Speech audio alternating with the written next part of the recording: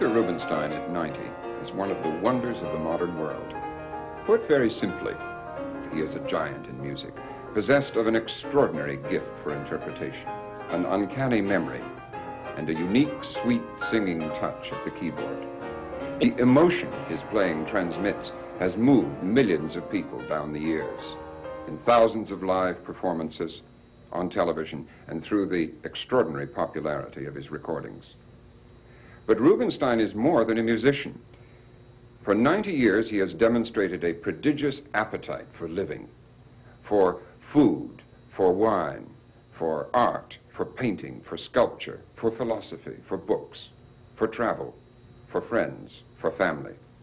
He is still dynamic and healthy and active.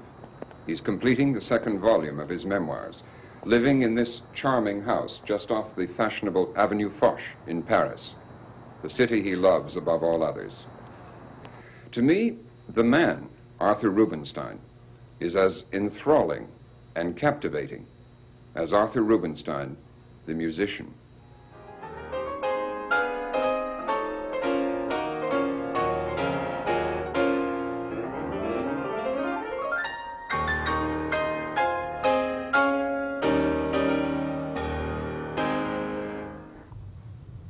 My love of life is very, very, very unconditional, believe me or not. You see, look here, just now, you know very well that I am not able anymore to read nor to write. I lost the center of my eyesight. I don't see what I look at.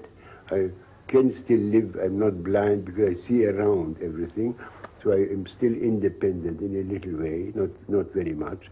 So I discovered suddenly a new beauty of life, new beauty of life. When I was seeing, I was reading too much. Some books which I shouldn't have read because they were not intelligent enough, I lost my time on it. They prevented me from studying more music and playing more.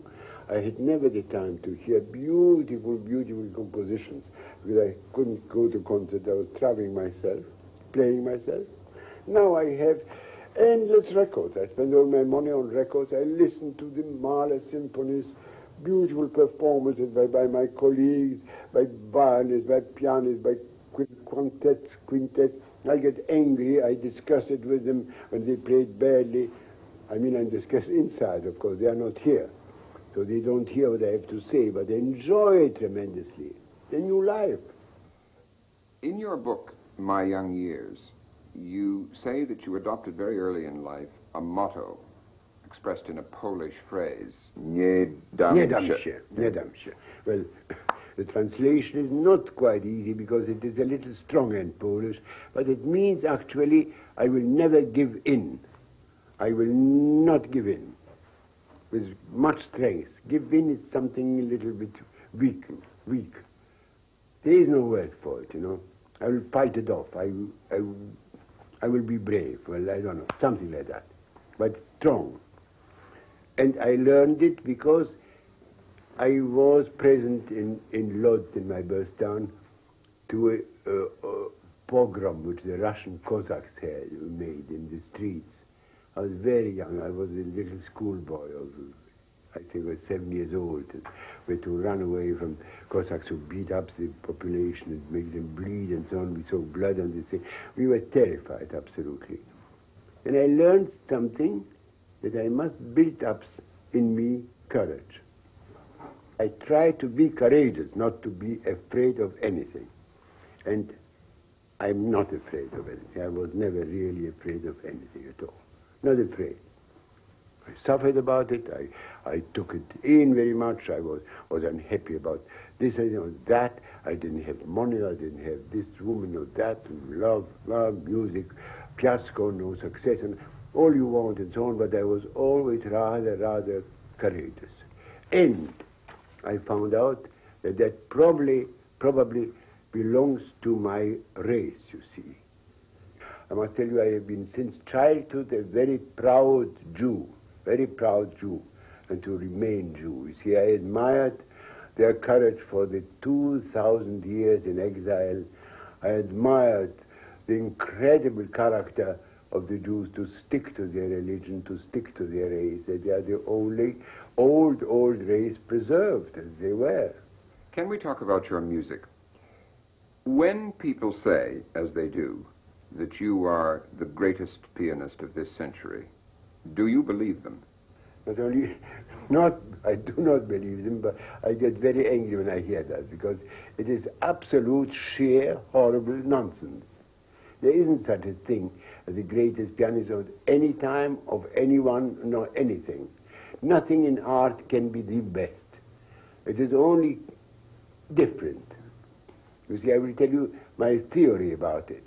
I don't think that an artist, whatever it is, a painter, sculptor, musician, performer, composer, whatever, somebody who has the title of being an artist, of having to do with arts, must have an unconfoundable personality. There must be the one and nobody else. He is Joe Smith and there is nobody else like that. For me, if one says, oh, he plays, you know, it's a second Liszt or second Paderewski or second, a second is already wrong, you know. If he's a second, he's no good at all. He's an imitator. An artist in any way must be alone, a world by himself. If I were questioning somebody and asked you, for instance, well, who do you really think the greatest of all times? Leonardo da Vinci, Michelangelo, Raphael, Titian, Velasquez, Rembrandt. What would you do? It's impossible. Each one of them is a world by itself, a world. If I go to see the whole exhibition of Rembrandt that I saw in Amsterdam once, 350 pictures, I mean not all, but I mean most of it, on an anniversary of his, I assure you, I thought there was nothing else in the world possible.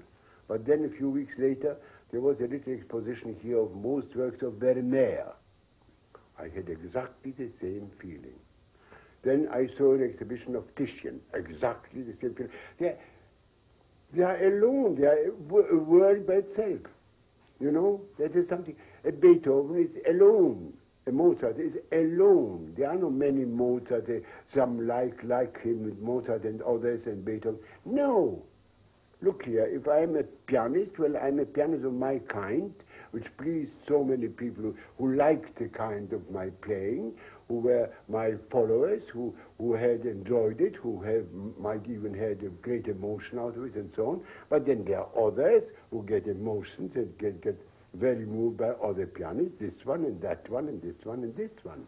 Who can say that this one is the greatest? It's a nonsense. I hate that. We're going to hear you play the Grieg A minor piano concerto. Can you tell me your feelings about it and what it's meant historically in your career? It's very funny. Grieg, you mean? The Grieg A minor concerto. Well, it's a very funny, horrible story, you know. I was brought up by a very severe German professor of the Brahms school, you know, the Brahms-Joachim school, against Liszt, Wagner, etc. You know, that was my upbringing in music. So in those times, Grieg was considered small fry, you know, a man to be neglected. Some young pianist who played the Grieg concerto was looked down upon, you know. What did he play? Grieg or... Well, I was brought up like that. Then I came to the United States, and there was some sort of fight about my recording of Tchaikovsky concerto. There was some sort of quarrel at my recording company about it. They wanted to console me after that quarrel, that we will please let you play now a great Grieg concerto which is selling more than anything else. It's the greatest sale in America. They love it. I said, this concerto, not very, very important, you know. Well, my wife, who always takes care of things, you know, which are important financially too, she has the family, bought that Grieg concerto, put it on the piano stand. I played it through with